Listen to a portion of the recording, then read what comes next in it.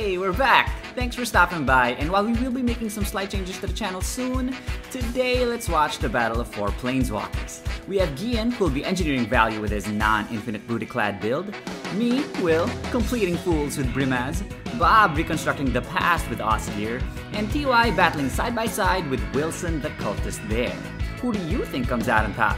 Make your picks, and tip-off begins on turn 1. Gian starts out hot, and as mentioned, his Brudiclad doesn't have any infinites, but it produces crazy amounts of pressure and damage by flooding the board with tokens. He quickly gets online with some fast mana Crypt, bang! Followed by an arcane signet. Hard to ask for a better start. I play Evolving Wilds, the classic budget fetch, and I might be a bit outgunned here because I brought more flavor than spice. My Brimaz is all about highlighting the Phyrexian invasion with a lot of the cards coming from All Will Be One and March of the Machine.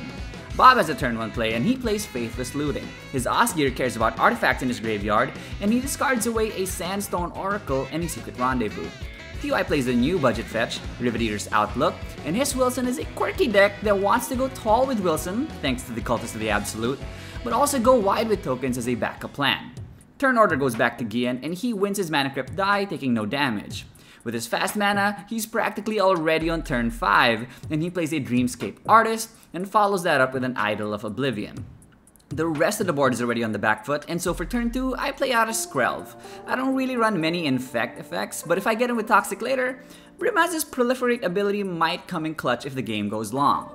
Bob has a pretty benign turn 2, and he just plays out of Plains. TY plays the Swamp, and he summons his 2-drop commander, Wilson the Bear. Gian dodges the Mana Crypt damage one more time, and he plays out a Command Tower for his land for turn. He ramps ahead using the Dreamscape Artist's ability, and he discards an Anger. It's all coming up Millhouse. The 2 basics come into play untapped, and he then plays Perforus, God of the Forge. Now if you haven't encountered this card before, it is a very good card, and it can end games quickly if it's not dealt with. I try to keep up on my turn, and I don't do a very good job, but I do play Phyrexian Awakening. Sick art, and hey, it's time to awaken those Phyrexians, right? I move to combat, and Skrelly V goes at Gian, dealing him 1 damage and 1 poison counter. Bob seems to be into the theme, and he plays Phyrexia's Core for his land. He then ramps Old School with Commander Sphere before passing the turn. TY also goes Old School, and he plays a land that used to be popular like 10 years ago, in Opal Palace. He follows it up with a Dreadhorde Invasion, lots of invasion-themed cards this game for some reason, and then Wilson goes at Gian as the board tries to chip away at the obvious arch-enemy. Gia's Mana Crypt gets in on the act, dealing him 3 damage, but it doesn't stop him from bringing the spice. On his first main, he plays a Reckless Fireweaver. Here we go!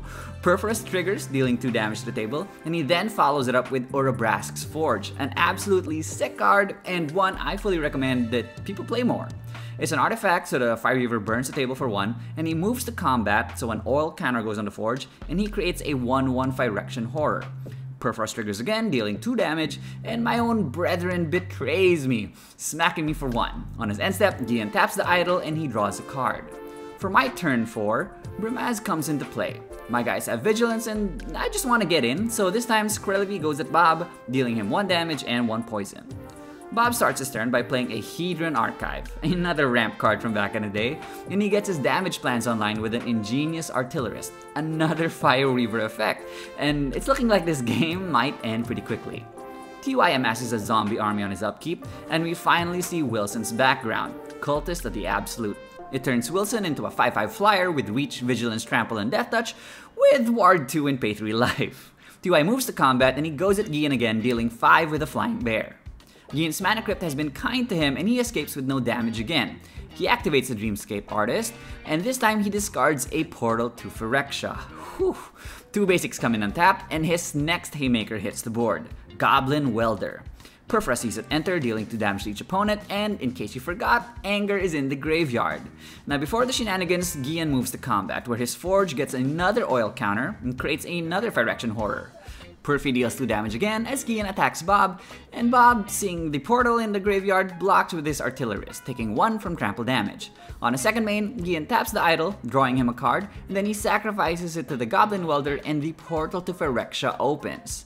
Board wipe happens, and we all take 1 from the Fireweaver since it's an artifact. I untap, and I'm conscious that Gian is down to one card in hand. However, I know that a Sandstone Oracle is just chilling in Bob's graveyard. So I play Bog, exiling Bob's yard, and I would have wanted to get Gian's anger out of the game, but with the portal out, I just can't risk him going back up to 7. Now I thought about playing a creature here to protect my face, because, you know, Gian's been pretty aggressive, but he's just so far in the lead that I figured it was better to look for answers.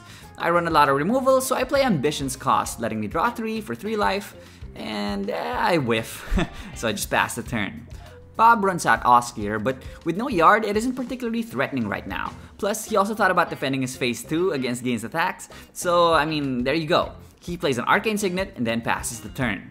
TY amasses a zombie army again, but it matters little in the grand scheme because he immediately goes for a Toxic Deluge for 4, wiping out Gian's board and killing Osgir in the process. He then plays a Colony Garden for his land and he creates a 0/1 plant token. Gian finally loses another mana crypt roll and he gets hit for 3. The portal brings back his welder and it triggers Perforos, dealing 2 more damage, and he then casts Daring Piracy, also a great value card. He then moves to combat, and there are some triggers here. The Forge and Piracy both create tokens, burning the table for 4 more damage, and my Phyrexian brethren betray me again, smacking me for 3, while the 1/1 pirate goes at Bob, hitting him for 1. I guess the OI's plant looked pretty intimidating or something. On his second main, Gian then casts Thopter Spy Network before activating his Goblin Welder. He cashes in on his Signet to bring the Idol back before tapping it to draw a card. I play Karn's Bastion for my land, and you know, this invasion hasn't gone as planned. Time to bring my final boss, and I cast Elesh Norn. I then pass to Bob. Bob sacks his Commander Sphere to draw on my end step, and he untaps for turn. He summons a Sun Titan, which resurrects his Commander Sphere, and he begins the rebuild with a 1000-year Elixir, then passes. TY loses another life to his Dreadhorde invasion, and he spends his turn recasting Wilson using the Opal Palace, making it enter with 2 +1/+1 counters. Gian dodges his mana crypt tax again, and his portal brings back his Reckless Fireweaver. It's like the board wipe never even happened. Perforce triggers, dealing 2 more damage, and then the Thopter Spy Network puts a Thopter into play, dealing 2 again from Perfy, plus 1 more from the Fireweaver. This triggers my Elesh Norn though, and Gian doesn't pay, so she hits him back with 4 damage. Gian taps the Idol of Oblivion to draw him a card, and for his main phase, he casts Brazen Cannonade. He moves to combat, creating tokens from the Forge and the Piracy, and we all take 4, and this time, he does pay for Elesh Norn's Crackback. All 3 tokens come at me, and Perforos, now online as a creature, goes at TY. I block the Phyrexian Horror, killing it, and I take the damage from the other 2, while TY blocks with his zombie army. My Elesh Norn doesn't appreciate me taking all these hits, so Gian uses his remaining mana to pay 1, but he takes the other 4 damage to the face. Thopter Spy Network also triggers from the damage dealt, and he draws a card.